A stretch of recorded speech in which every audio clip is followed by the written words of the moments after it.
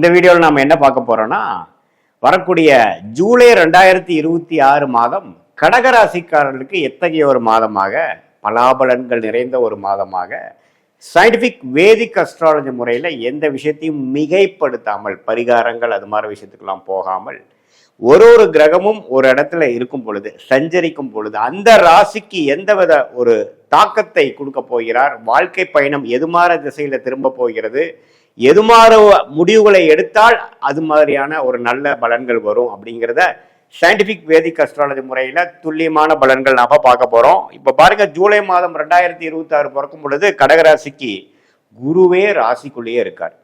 So ராசிக்குள்ள குரு இருக்கிறது எப்பவுமே ஒரு அருமையான விஷயம். நிறைய பேர் சொல்லுவாங்க, ராசிக்குள்ள குரு வந்தா அந்த தவறு இந்த தவறு, ராமர் காட்டுக்கு போனார் அப்படிங்கிற மாதிரிலாம் சொல்லுவாங்க. அதெல்லாம் ஒன்றும் கிடையாது. ஒரு சுப கிரகம் வலுத்து உச்சம் பெற்று ராசிக்குள்ள வரும் பொழுது நம்மளுடைய எண்ணங்கள், ராசினா என்ன, நம்மளுடைய மனசு, சந்திரன் இருக்கக்கூடிய வீடு தான் ராசின்னு சொல்றோம். So Chandran is nothing but representing ஒரு மைண்ட். ஸோ அதுக்குள்ள ஒரு சுப கிரகம் வலுத்து உள்ள வரும் பொழுது நம்மளுடைய வாழ்க்கையில நம்ம என்னென்ன செய்யணும், என்ன மாதிரி தவறுகள் செய்தோம், எந்த மாதிரி டைரக்ஷன் நம்ம போகிறது நல்லதுங்கிற மாதிரி ஒரு உத்வேகம், கிளாரிட்டி கிடைக்கும். அப்புறம் லேசினஸ்ஸு, தவறான பழக்க வழக்கங்கள், சோர்வு, சிந்திக்காமல் ஒரு விஷயத்தை முடிவு பண்ணுறது, அது மாதிரி விஷயங்கள்லாம் போய் லெத்தாஜி, லேசினஸ், சோம்பேறித்தனம்லாம் போய் கொஞ்சம் சுறுசுறுப்பாக செயல்படக்கூடிய ஒரு அமைப்பு வரும். என்னடா போன ஒரு வருஷம் இப்படி இருந்தமேன்ட்டு நாமளே ஃபீல் பண்ணுற மாதிரி ஒரு அமைப்புகள் கொஞ்சம் எல்லாமே உத்வேகமாக நடக்கக்கூடிய அமைப்பு இருக்குது. அவர் 7ஆம் இடத்தை, 5ஆம் இடத்தை, 9ஆம் இடத்தை பார்க்கும் பொழுது குடும்பஸ்தர்கள்லாம் குழந்தை மேலே ஒன்றுமே அக்கறையாக பார்த்துக்கிறது, மனைவியை புரிந்து நடந்துக்கிறது, கணவனாக இருந்தால் மனைவி, மனைவியாக இருந்தால் கணவரை கொஞ்சம் புரிந்து அனுசரித்து நடந்துக்கிறது, அப்பா விஷயங்கள், அப்பா என்னதான் அவர் நமக்கு உறவுகள் சரியில்லைனாலும் அவர் என்ன மாதிரி நமக்கு செஞ்சிருக்கிறாருங்கிறதை புரிந்து இன்னுமே கொஞ்சம் ஹையர் மைண்டு, அதாவது ஒரு மெச்சூர்டு மைண்ட் என்ன யோசிக்குங்கிற மாதிரி ஒரு மெச்சூரிட்டியோட செயல்படக்கூடிய ஒரு அமைப்புகள்லாம் நமக்கு கொடுக்கக்கூடிய அருமையான ஒரு குரு பயிற்சி நடந்துருச்சு. அதில் இந்த ஜூலை மாதமும் ஒரு மாதமாக அடங்கி வருது. இதில் ராஜயோகாதிபதியாகிய செவ்வாய் 11ஆம் இடத்துலேயே மாதம் முழுக்க இருக்கிறார், சனி 9ஆம் இடத்துல இருக்கிறார், ராகு 8ல் இருக்கிறார், கேது 2ஆம் இடத்துல இருக்கிறார். இதில் என்ன ஒரு விஷயம்னா, சுக்கிரன் ராசிக்குள்ளேயே ஜூலை மாதம் முதல் வாரம் இருக்கிறார். செகண்ட் வீக்லேருந்து பார்த்தீங்கன்னா 2ஆம் இடத்துக்கு அதிகமான சில வருமானங்கள், பணம் கையில் காசு கொஞ்சம் நிற்கிற மாதிரி, சேர்ற மாதிரி கேதுவோட சேர்ந்து சுக்கிரன் வருவது இல்லற வாழ்க்கைக்கு, காதல் விஷயத்துக்கு, பண வரவுக்கு, இது மாதிரி வீடு வண்டி வாகனம் அது மாதிரி விஷயத்துக்கு, சுகபோகமான சில விஷயங்கள் செய்துக்கிறதுக்கு எல்லாத்துக்குமே ஒரு நல்ல ஒரு மாதமாக கடகராசிக்காரர்களுக்கு இந்த ஜூலை மாதம் வருகிறது. அதே சமயத்தில் புதன் வக்ரமாக 12ஆம் இடத்துக்கு போகும்பொழுது சில சுப விரயங்கள், இப்போ நாம பல நாளாக நம்ம சில விஷயங்களை யோசிச்சுட்டு இருந்தது, இப்போதான் நம்ம கொஞ்சம் சுப விரயம் செய்யக்கூடிய, ஒரு இன்வெஸ்ட்மெண்ட் பண்ணக்கூடிய, ஃபியூச்சருக்காக ஒன்றில் ஒரு ஸ்கூலில் படிக்கிறாங்க குழந்தைங்கன்னா அவங்களுக்கு வேணுங்கிறதுக்காக ஒரு இன்வெஸ்ட்மெண்ட் பண்ணுறது, ஒரு இன்சூரன்ஸ் பாலிசி எடுக்கிறது, இப்போதைக்கு ஓடுறதோட இன்னைக்கு வாழ்ந்தோமா, இன்னைக்கு செலவு பண்ணோமான்னு இல்லாமல் நாளைக்கு பற்றி யோசிக்கக்கூடிய ஒரு மாதமாக, ஒரு பிளானிங்க்கு உகந்த ஒரு மாதமாக வருகிறது. சூரியனே ராசிக்குள்ள வரார் மாதத்தின் செகண்ட் ஆஃப், அதுவும் நல்லது. 2ஆம் வீட்டதிபதியே ராசிக்குள்ள இருந்து குருங்கிற ஒரு சுபகிரகத்தோட சேரும் பொழுது வருமானம் பெறுகிறது. இது மாதிரி அரசு சார்ந்த விஷயத்தில் இருக்கிறவங்களுக்கு, அரசியல்வாதிகளாக இருந்தாலும் சரி, கவர்மெண்ட் ஜாப்ல இருக்கிறவங்களுக்குலாம் ஒரு நல்ல வாய்ப்புகள், நல்ல முன்னேற்றங்கள், நல்ல விசிபிலிட்டி, ரெகக்னிஷன்லாம் கிடைக்கக்கூடிய அமைப்புகள் இருக்கு. ஸோ கடகராசிக்காரர்கள் 2024-25 முழுக்க அஸ்தம சனி தாக்கத்தில் இருந்தவங்களுக்கு இப்போ பார்த்தீங்கன்னா சுறுசுறுப்பாக ஒரு புது வாழ்க்கை கிடைச்சி வாழ்ந்த மாதிரி போவாங்க, ப்ரொசீட் பண்ணுவாங்க. எல்லாத்துலேயும் ஒரு கிளாரிட்டி இருக்கும், உத்வேகம் இருக்கும்.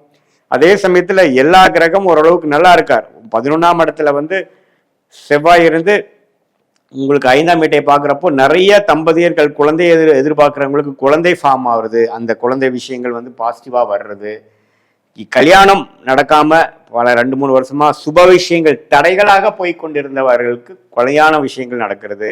சுக்கிரன் கேதுவோட சேர்னால காதல் திருமணம், கலப்பு திருமணம், பெற்றோர்களின் சம்மதம் கிடைக்காம கஷ்டப்பட்டு இருக்கக்கூடிய காதலர்களுக்கெல்லாம் ஒரு டக்குன்னு எல்லாமே ஒரு அமைப்போட எல்லாரும் ஒத்துக்கிற ஒரு சம்மதம் கிடைக்கிற மாதிரி ஒரு அமைப்பு, இது எல்லாமே கொஞ்சம் பாசிட்டிவான விஷயங்கள்லாம் நடந்து கொண்டு இருக்கக்கூடிய அமைப்பாக, அடித்தளமான ஒரு அடிப்படையான மாதமாக ஜூலை மாதம் 2026க்கு. இது 25 முழுக்க குரு 12 விரயங்களும் கடன்களையும் பிரச்சனைகளையும் தேவையில்லாத அலைச்சல்களும் கொடுத்து கொண்டிருந்த குரு இப்ப ராசிக்குள்ள வந்து முதல் நம்மளோட விரயத்தை குறைக்கிறார். ஒரு பைசாவும் பார்த்து செலவு பண்ணக்கூடிய அமைப்பை கொடுக்கிறார். கரெக்டாக கன்ஸ்ட்ரக்டிவா ஃபியூச்சருக்கு யூஸ் ஆகிற மாதிரி ஒரு விஷயமா கொடுக்கணுங்கிற மாதிரி போறார். நல்ல ஒரு அமைப்பை கொடுக்கிறார். ஸோ இது மாதிரியான ஒரு தாக்கத்தை, ஒரு நல்ல ஒரு விசிபிலிட்டி, அடுத்த வரக்கூடிய 2 வருடம் 3 வருடத்துக்கு வேணுங்கிற ஒரு பிளானிங், மனம் மாற்றங்கள் நிறைய சொல்லுவாங்க. சார் முதல் மாதிரி இல்லை சார், அவன் ரொம்ப சுறுசுறுப்பாக இருக்கான், இப்போ நல்லா பொறுப்போடு நடந்துக்கிறாங்க அப்படிங்கிற மாதிரிலாம் நடக்கக்கூடிய தருணங்களை கொடுக்கக்கூடிய ஒரு அடித்தளமான மாதமாக இந்த மாதம் வந்து இருக்கு.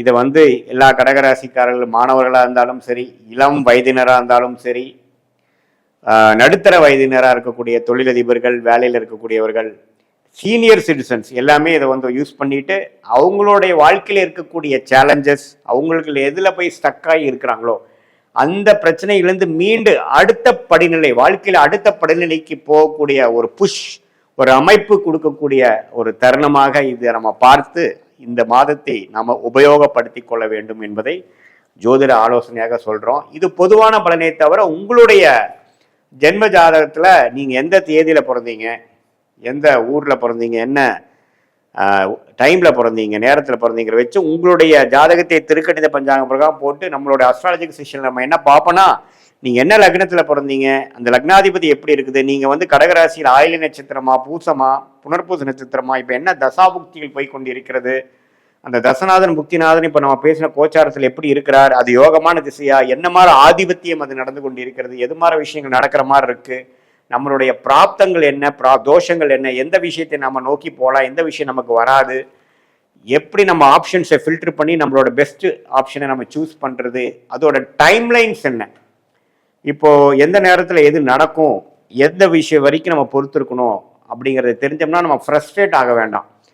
பேஷண்ட்டாக பொறுமையாக நம்மளுடைய நேரம் வருவது வரைக்கும் நம்ம பொறுமையாக இருந்து நம்மளுடைய எக்ஸ்பீரியன்ஸை கெயின் பண்ணக்கூடிய, அனுபவத்தை பெருக்கக்கூடிய ஒரு காலம் எப்படி இருக்கு, அடுத்த வரக்கூடிய பிரேக் நமக்கு எப்போ கிடைக்குது, நம்மளுடைய பிராப்தங்கள் என்ன காட்டுது, வெளிநாடு வாய்ப்புகளை காட்டுதா, அல்லது பிரைவேட் செக்டரில் போய் ஜெயிக்கிறதா, அல்லது அரசு உத்தியோகமா, அல்லது வேலையே வேண்டாம் தொழில் தான் நமக்கு நல்லா இருக்கா, இது எல்லாமே உங்களுடைய இண்டிவிஜுவல் ஜாதகத்தை பார்த்து இப்போ நம்ம பேசின சயின்டிபிக் வேதிக் அஸ்ட்ராலஜி முறையில் சொன்ன அந்த கோச்சார் அமைப்பையும் சேர்த்து வைத்து பார்க்கும் பொழுது உண்மையே துல்லியமான பலன்கள் எப்படி வந்து கடகராசிக்காரர்களுக்கு வந்து அடுத்து வரக்கூடிய இது பொதுவான பலனையும் உங்களோட உண்மையான அக்யூரேட்டான ஜாதகத்தையும் சேர்த்து வைக்கும் பொழுது அடுத்து வரக்கூடிய 3 மாதம் 4 மாதம் ஷார்ட் டேர்ம் எப்படி இருக்கு, லாங் டேர்ம் எப்படி இருக்கு, எந்த நேரத்தில் எது மாதிரி முடிவுகளை எடுக்கலாம் அப்படிங்கிறதை தெரிந்து உங்களுடைய யோகமான தொழில், வேலை, படிப்பு எல்லாத்தையும் தெரிந்து அதுக்கு தகுந்த மாதிரி உங்களுடைய வாழ்க்கை திட்டங்களை தீட்டி அது பிரகாரம் நீங்கள் செயல்படும் பொழுது வாழ்க்கையில் எளிதில் நீங்கள் வெற்றி பெற முடியும் என்று சொல்ல விரும்புகிறேன். மீண்டும் மற்றொரு காணொளியில் சந்திப்போம். நன்றி, வணக்கம்.